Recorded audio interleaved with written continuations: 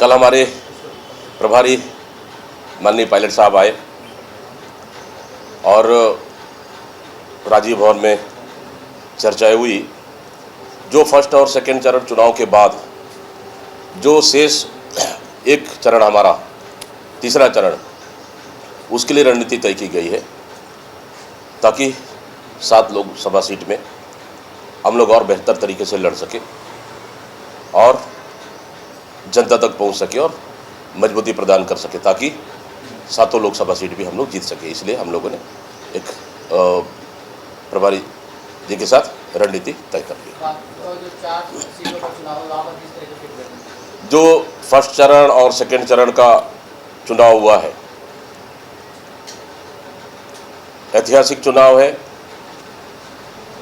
और मतदाताओं ने घर से बाहर निकलकर सरकार की बदलाव के लिए वोट किया है। साथ ही नई सरकार बनाने के लिए वोट किया है। इससे चारों सीटों पर कांग्रेस जीत रही है और आने वाला तीसरा चरण में भी कांग्रेस बेहतर प्रदर्शन करेगी। मैं प्रदेश की जनता को बहुत बहुत बधाई, शुभकामनाएं कि इस लोकतंत्र की पर्व में बढ़ चढ़कर हिस्सा लिए और घर से बाहर निकल कर उन्होंने सरकार की बदलाव के लिए उन्होंने मतदान किया। ये तीसरे चरण के लिए राहुल गांधी, मल्लिकार्जुन खड़गे और प्रियंका गांधी भी छत्तीसगढ़ आने वाली है, क्या कुछ रहेगा, क्या असर पड़ेगा? बिल्कुल, कल 29 तारीख को माननीय राहुल गांधी जी बिलासपुर में सभा को संबोधित करेंगे। 30 तारीख को माननीय खड़गे जी जांजगीर चांपा में सभा को संबोधित करेंगे और संभवतः लगभग 2 तारीख को कोरबा में माननीय प्रियंका गांधी जी सभा को संबोधित करेंगे। इस तरह से तीसरा चरण की तैयारी के लिए हमारे स्टार प्रचारकों की लगभग कार्यक्रम तय हो चुका है और हमारे कांग्रेस की ओर से भी तैयारियां लगभग चल रही है। ये जितने कांग्रेस की फ्लैगशिप योजनाएं हैं, उनको लेकर मुख्यमंत्री हर जगह अपनी सभाओं में कह रहे हैं कि इनका फायदा छत्तीसगढ़ को नहीं होना, किसी का भी नहीं होना। भारतीय जनता पार्टी नहीं चाहती कि कांग्रेस सरकार की योजना सीधा उनके खाते में और जेब में पैसा जाता था और इनका लाभ बस्तर से लेकर सरगुजा सभी वर्गों को मिला। कांग्रेस का नीति स्पष्ट है, गांव, गरीब, मजदूर, किसान को सीधा लाभ पहुंचाने का। लेकिन भारतीय जनता पार्टी, मुख्यमंत्री और उनके पूरे पार्टी वो नहीं चाहती कि योजना सीधा जनता को पहुंचे। उनकी योजना सिर्फ उद्योगपतियों को पहुंचे, ये वो चाहते। जबकि हमारी कांग्रेस की योजनाएं फ्लैगशिप योजनाएं थी, सीधा जनता से जुड़ी हुई योजनाएं थी और उन योजनाओं को ये लगातार बंद कर रही है। अलका लामा ने प्रधानमंत्री की तुलना रावण से की। उन्होंने कहा था कि प्रधानमंत्री राम का नाम लेकर रावण का काम करें और इसमें भाजपा कह रही है कि कांग्रेस ही खुद पखेड़ा खड़ा करते हैं और बाद में खुद हार जाते हैं। अलका लामा जी का कहना था कि जिस तरह से उस युग में, कलयुग में, कि माता सीता सुरक्षित नहीं थी, उसी तरह भारतीय जनता पार्टी की 10 साल की सरकार में प्रधानमंत्री नरेंद्र मोदी जी की सरकार में देश की माता बहनें सुरक्षित नहीं है। ये इसका उदाहरण देते हुए उन्होंने कहा। विजय शर्मा भी कह रहे हैं कि 3 सीटों पर भाजपा की स्थिति जो है मजबूत है। इसके साथ उन्होंने कहा है कि भूपेश बघेल को वोट देना मतलब मोहम्मद अकबर को वोट देना। कैसे देखते हो? देखिए, भारतीय जनता पार्टी सीधा यह है कि पहला और दूसरा चरण के चारों सीटें हार रही है। इसीलिए तुष्टीकरण की राजनीति भारतीय जनता पार्टी कर रही है और उप मुख्यमंत्री, गृह मंत्री का बयान सीधा दूसरा चरण के बाद, वोटिंग के बाद, रुझान के बाद एक हताशा भरा बयान है इनका।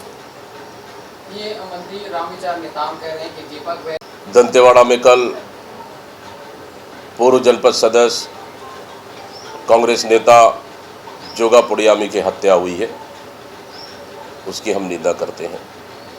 दुखद घटना है, लेकिन भारतीय जनता पार्टी सिर्फ चुनाव के वक्त नक्सलवाद समाप्त करने की बात करती है, बाकी समय और सिर्फ कागजों में समाप्त कर रही है।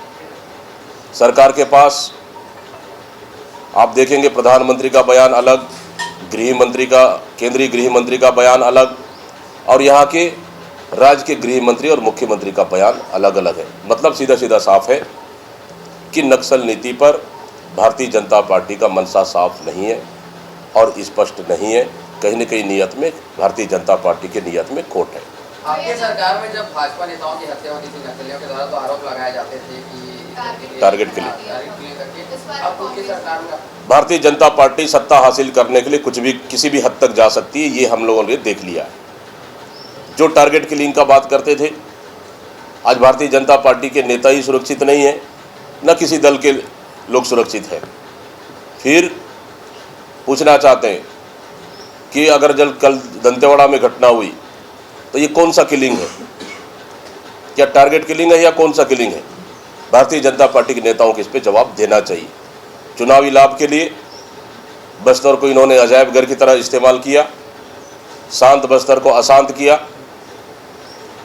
और राजनीतिक लाभ लेने के लिए इस तरह का बयानबाजी जारी की गई। लेकिन आज भारतीय जनता पार्टी सत्ता आने के बाद हाथ में हाथ धरी बैठी है। देखिए, पहला चरण और दूसरा चरण में भारतीय जनता पार्टी की स्थिति साफ हो चुकी है। इसलिए भारतीय जनता पार्टी के नेता आफाक हो चुके हैं और मानसिक स्थिति प्रधानमंत्री से लेकर सभी तमाम भारतीय जनता पार्टी के नेताओं का बिगड़ चुका है, मानसिक संतुलन बिगड़ चुका है। इसलिए इस तरह की बयानें भारतीय जनता पार्टी के नेता दे रहे हैं। ये इसके अलावा जितने भी चुनाव प्रचार हो रहे हैं उसमें बार बार भाजपा की तरफ से ये घोटालों का जिक्र किया जा रहा है, महादेव सट्टा है, इन जैसे ज्वलन ईगो बढ़ाया जा रहा है। इससे क्या फायदा होगा? देखिए, ये सिर्फ चुनाव समय ही भारतीय जनता पार्टी को याद आता है।